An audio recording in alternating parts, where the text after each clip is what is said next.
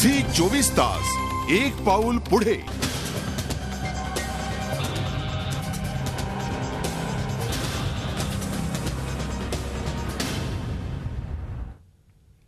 मुंबईवर दहशतवादी हल्ला करणाऱ्या कसाबचा खेळ संपलाय, पण ज्यानं त्या हल्ल्याचा कट आखला होता तो अद्यापही पाकिस्तानात मोकाट फिरतोय।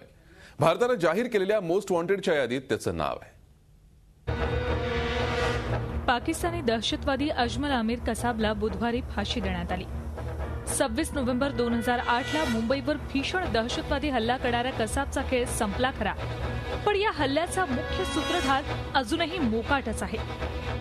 हाफिज मोहम्मद सईद हाच तो मास्टरमाइंड ज्यानं मुंबई हल्ल्याचं षडयंत्र रचलं होतं। सईदच्या इशाऱ्यावरूनच कसाब आणि त्याच्या साथीदारांनी मुंबईवर हल्ला केला होता आणि तब्बल 60 तास मुंबईला अक्षरशः वेठीस धरलं होतं। 26 नोव्हेंबरच्या हल्ल्यामुळे संपूर्ण देश हादरून गेला होता, कारण पाकिस्तानी दहशतवाद्यांनी खुलेआमपणे युद्ध छेडलं होतं। या हल्ल्यात 166 निरपराध नागरिक ठार झाले, तर 300हून अधिक जण जखमी झाले होते। मुंबईत रक्ताची होळी खेळणाऱ्या कसाबचा हिशोब चुकता केला असला तरी या षडयंत्राचा मास्टरमाइंड हाफिज सईद आजही पाकिस्तानात खुलेआम फिरतोय।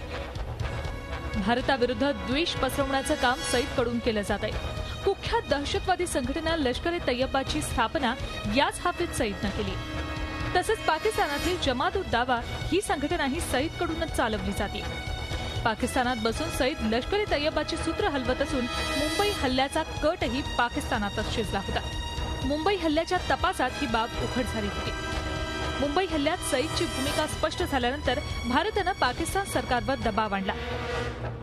सईदला भारताच्या हवाली करण्याची मागणी करण्यात आली होती, पण पाकिस्ताननं सईदला काही भारताच्या हवाले केलं नाही। पण आपण सईद विरोधात कारवाई करत असल्याचा आभास पाकिस्ताननं निर्माण केला आणि पुढच्या महिनाभरातच तो सगळा देखावा असल्याचं उघड झालं।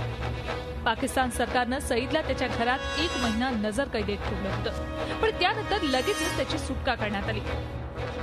सईद विरोधात सबळ पुरावा नसल्याचं कारण देत पाकिस्तानच्या सर्वोच्च न्यायालयानं सईदच्या सुटकेचा मार्ग मोकळा केला होता। त्यामुळे आजही सईद पाकिस्तानात मुक्तपणे फिरत असून जमात-उद-दावा या आपल्या संघटनेच्या माध्यमातून भारत विरोधी विखारी प्रचार करतोय।